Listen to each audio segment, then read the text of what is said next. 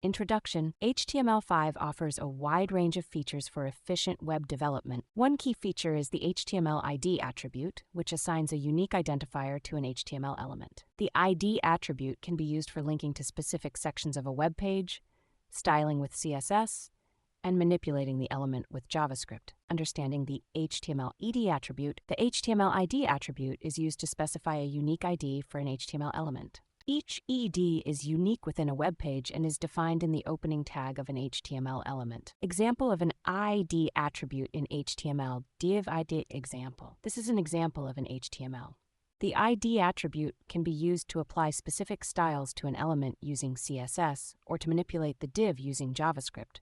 Applications of the HTML ID attribute. Linking to specific sections. The ID attribute can create links that take users directly to a specific section of a web page. Styling with CSS, the ID attribute can be used to apply specific styles to an HTML element using CSS. Manipulating with JavaScript, the ID attribute can be used to select and manipulate HTML elements using JavaScript.